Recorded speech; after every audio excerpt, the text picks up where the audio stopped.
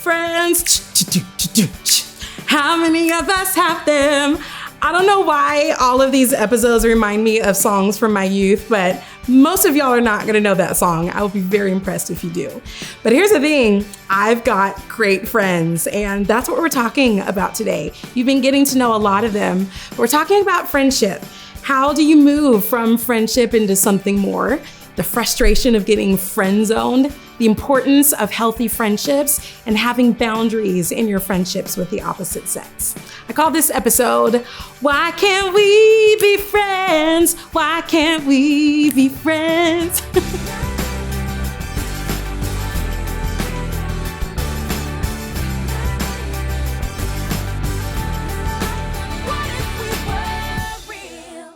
I guess I've learned in life to just be upfront with people, you know, like there's always this waiting game of, do we like each other? Do we have feelings? Like, what's this awkwardness? But if you just define the relationship before and right now, if I'm ever confronted with that, I'm like, hey, look, I have feelings for you, but right now, don't have the time. I feel like I'm supposed to be devoted, but I've absolutely had those feelings, and it's hard, you know? So, okay, wait, let me break that down a little bit. She coming for you, Kate. If you had feelings for somebody, you would let her know, and then you would follow it up with, but I don't really have time right now? That's a great question. That is a very great question. Yeah. It sounded mature coming out. I genuinely want to know. Like if I were in a friendship relationship first, and I notice, hey, this is getting to be more than friends, then I would have to confront her and tell her how I feel in that moment, if that makes sense. But and you just don't want to be in a relationship, so you would just let her know, I've got feelings for you, but not right now? I think I would, to protect her heart and my heart. That's in the really process, honorable, actually. You know? Yeah. I love that. Anthony, you got some thoughts about that? No, not at all. Because face kind of said something different. I mean, that's a young man move. I ain't mad at him. You know what I'm saying? I think for me, I'll just, because I know how ladies think. So once a woman hears, hey, I have feelings for you, but I don't have time for you, then in their head is, then you don't have feelings for me. That's right. So if I genuinely am interested in her, and I know maybe down the road, if I was in his shoes, I'll be interested, I would keep my mouth shut until I'm ready to activate what I say. Okay. So that's just me. But again, I think I hear his heart, and I love his heart, because he's like, yo, I want to be respectful to your feelings. But I think a mature woman will be like, well, wait, is he really saying he doesn't like me? And then I think younger ladies would be like, oh, that's so cute. There was a guy that we went to college together, so we had known each other, had a lot of classes together, whatever. And it was after we graduated, he reached out to me. And I was like, why didn't you say something when we were in college together? Like, I don't understand. And he was like, wait, would you have went on a date with me? And I was like, I mean, why not? Like, we would have had fun. And I said, now I want to be clear, like, we've been friends for a long time, and I honestly am not attracted to you in any way, but like, I would have went on a date with you to have fun, like if you still wanted to go, like knowing that. And he was like, okay, so the next time, like if you're in this area, can we go on a date? And I was like, sure, why not? And we went, we had a blast. Yeah. It was a great time. But we both knew, like, okay, this isn't going anywhere. Why do you both know that? Because I kind of made it clear that. Well, have you ever been friends with somebody who it was just, you were just friends, but then all of a sudden it's like scales fell off of your eyes and you started seeing them in a different way? How did that work out for you? I think the two most serious relationships I was in came from friendship. And that was what I was going to highlight when you asked this question, because I think as strong Christian independent women, we can friend zone men so easily, where we're upbeat, friendly people, and they just think, oh, she's not interested, she's just my friend. Which is something I know I'm personally working on, like the whole like giving them a little bit of something. But I also think, flip it, some of the most beautiful marriages I know of, I was just watching Carrie and Cody last night on live, come out of these dynamic friendships that then grow. They have common interests. They have that grow into these beautiful dating and marriage relationships. How did you turn the corner into, okay, we're legitimately gonna try to make a run for this with your boyfriend? Yeah, I mean, because we had known each other for a year prior, there already was that friendship there. But for him, I mean, it honestly, it was so sweet on his part. He was not friend zoning us in any way. But I remember sitting down for a conversation, and he was just like, I legitimately want us to be friends, like good friends. Like he had seen role models in his life that had a beautiful friendship in their marriage. And he was just like, I want that for us, you know? And so I don't want to rush into anything where we act off of just attraction rather than actually knowing each other, you know, deeply and being each other's encouragers, you know? So it was actually sweet I had only known guys that would like rush into something, you know, like my previous boyfriends would always just be like, well, I'm attracted to you, so let's go for it, you know?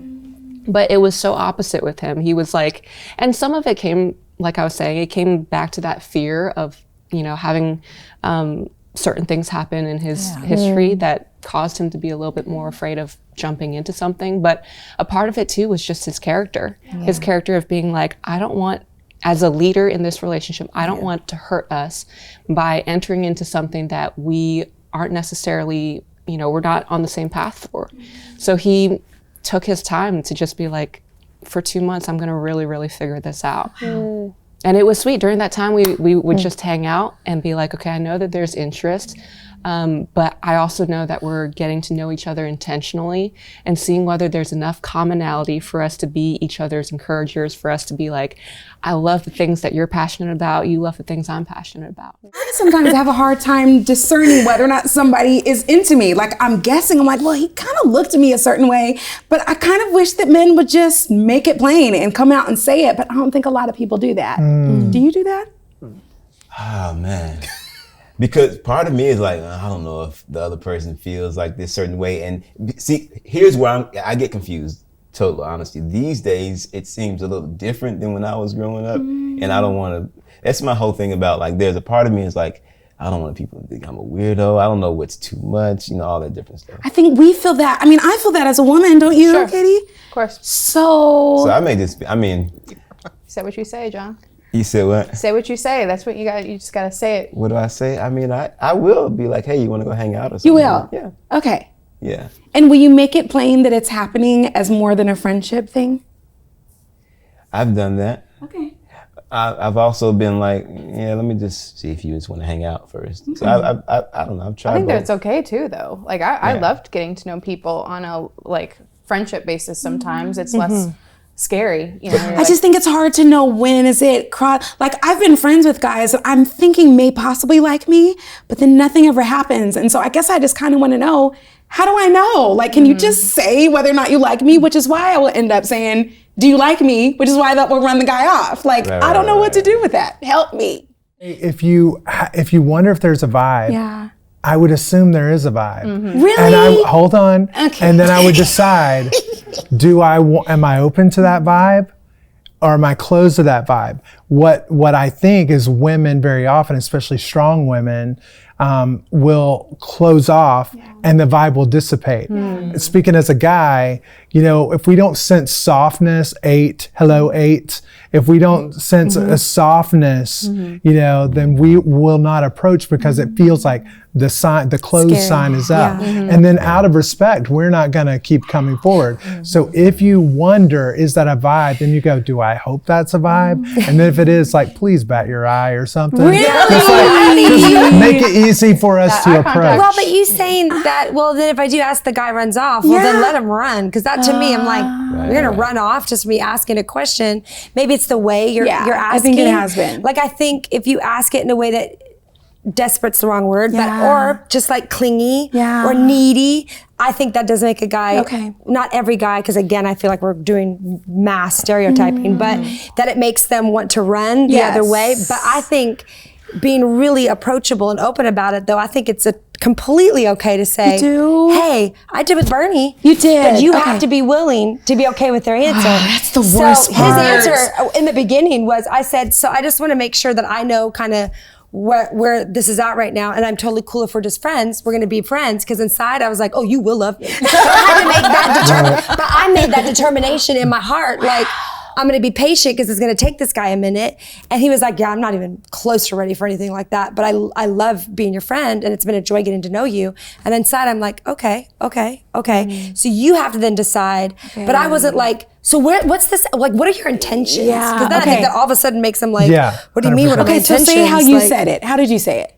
Well, I don't know, it was a while ago. But well, I mean, just get the demeanor. But I think it was pretty much like, so we've been spending a ton of time together and like we're going to the movies and we're going out to eat and we're talking for hours. Back then it was actually on a landline. Wow. We were talking for, I don't have a landline now. We were talking for hours. For everyone.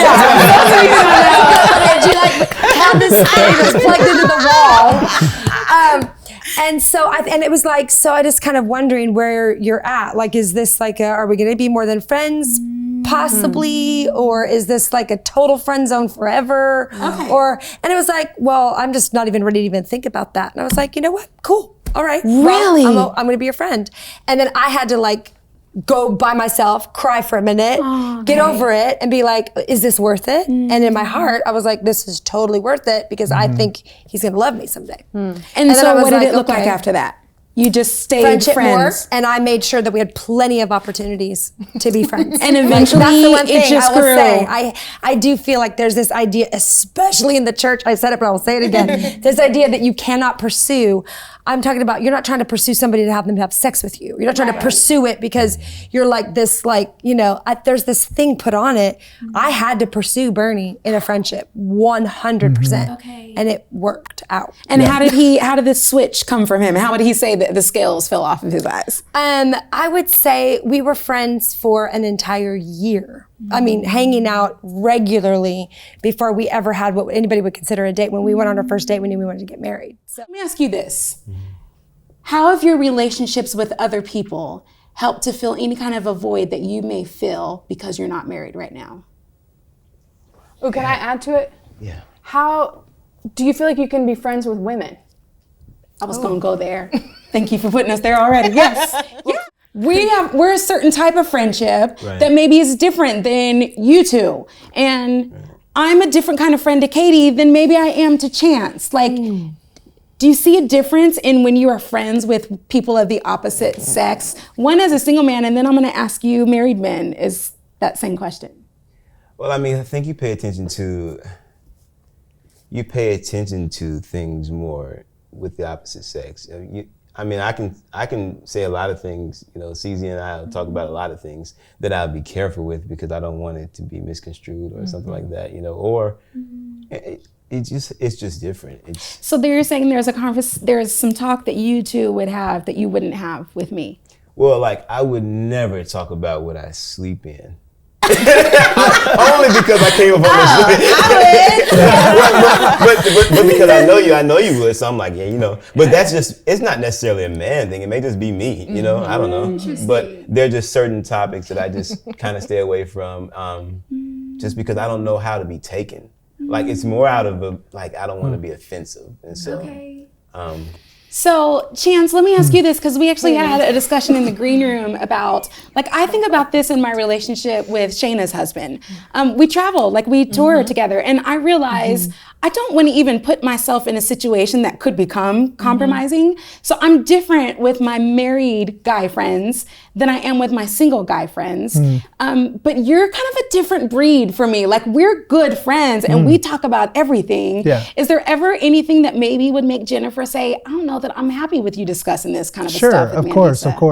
Of course. How do you walk that I mean, line? I think, you know, if you're an evolved and emotionally intelligent person, you know, there are certain things you should hold back.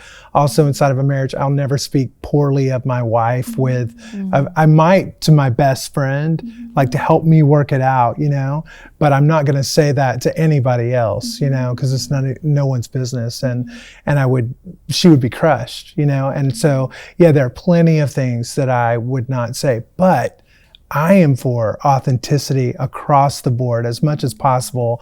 I feel like God does his best work with us when we are open in our dysfunction and owning our function, like owning our strength all the way. And also just saying, hey, and also even along with this incredible strength that I own, also I'm still working on this, So I think the more people who know, the more people who can help me, the more, but along the way, I think a good friend, guy, girl, married, single, a true friend, invites, they're safe and you can speak to them. We've been friends for a long time. We've been safe for each other for a long, long time. And I don't think that was true when we were single, and that's true for the rest of our lives, I did feel a shift though. When you got married, there were certain things I was like, I don't think it's actually appropriate for me to be talking to Chance at midnight. And so are there like guardrails that you put up in your marriages? I think that depends on the relationship, to be honest. My dad, there was a shift with my dad and me when I got married, because she was mad that we were on the phone at midnight. So that's just going to happen. But I will say that the question of it causes more problems than the actual guardrails that need to be in place. Like the fear that maybe you couldn't talk to me, the fear that, whatever would keep you from pursuing or whatever. And that's why single people hang with single people and married people hang with married people, and that we feel somehow we have to be separate camps because we don't want to invite her and she's the only single person in the room. That'll hurt her. And we're making these huge assumptions, and meanwhile you're like, hey, I just like to come over. I don't care, So it's this making assumptions is just not a great thing. If we could all just like be good friends, regardless of status or race or anything else. Like, let's just be true friends. Right. I think too, I actually get how kind of we're in a precarious position. We live on the road with like literally in your pajamas on a bus with people of the opposite sex. And my husband doesn't tour with me anymore. And so you're also having life experiences with people, and you're building this like rapport, and you're building memories, and you're building this thing that your husband isn't a part of. And so I've, number one, and I don't know if you're similar to this as an 8, but I've always had better friends that are guys than are girls, actually, because I didn't like the drama. I'm so not a drama, sit around and talk about our feelings kind of a person at all. So I'm like, I'm not with girls. I've had lots of discussions with you about feelings and emotions. I know, but you probably started it. Yeah, you're right. And then I'll always enter in. But I just found it for me easier, even growing up, my closer friends were guys. But when I got married, for me, the bigger thing is, as a married person, and I would say this to any married person that's watching, I find it difficult when women feel like they have to have their girl time, and then they go out with girls and they build this like community. I'm not saying that community isn't important, but your first community should be with your spouse. And that should be your best friend. That should be the person that you are entrusting conversation to and talking about your dreams with. And I feel like that's what happens is when women, it's like that you have your kids, and then women have women, and then dudes have bro time. And then all of a sudden the kids grow up and they're out of the house. And then you have all these people getting divorced after they've been married for 30 years because they're not even friends. Right. They don't even know each other. Yeah, so truth. for Bernie and I, we are best friends, first and foremost. And when I have extra time, I'm not running off to go hang out with girlfriends. I'm figuring out how to hang out with my husband. And I feel like that's the one thing I see a lot in married couples is they actually lose that friendship the further they get into marriage. We go places and people ask us if we are newlyweds. And I'm like, yep, for 21 years. Because we're the best of friends. But that is intentional. That's not just because it was natural. It's because it's intentional. And I think if you have friendships with people that are married, it would be silly to say that you don't have to have a safeguard up, because the enemy, he's constantly trying to find a way, because all he cares about is destruction. So he's trying to find a way to destroy. But at the same time, I think that you can still have a friend that's married and a friend that's single. It's, are you letting that person meet a need in your life? Come on, that's the differentiator. Not what your spouse is needing. Yes. And I think it's That's really, it right it's all there. about the motivation underneath it all. That's instead of the actual friendship. Just to jump in on that too, like He brought out the word, keep one close. Keep one close, No, I love that there's been I got my a memorized. painting of a picture of a more robust picture of what that looks like in relationship, and how Chance was even speaking to the possibility of friendship in that. And I think following that path and the beauty of what Natalie just said all the way to its conclusion to say, not only is someone meeting something that is not appropriate for to be met in your life, but I think honoring your spouse to be able to have the permission to fully and totally speak into whether or not she feels appropriate about that. Like, I think that's, I think the reason I did bring this out was in Romans 12. Usually in the subtitle for most versions of the scripture, it says marks of the true Christian. And it's interesting because, there's that dynamics of we're brothers and sisters in Christ, but yet we're spouse and, all that different thing. And I think, man, if it's true about brothers and sisters in Christ that in Romans 12:9 it says, let love be genuine, abhor or reject what is evil, hold fast to what is good, love one another with brotherly affection. But then this is the key, outdo one another in showing honor.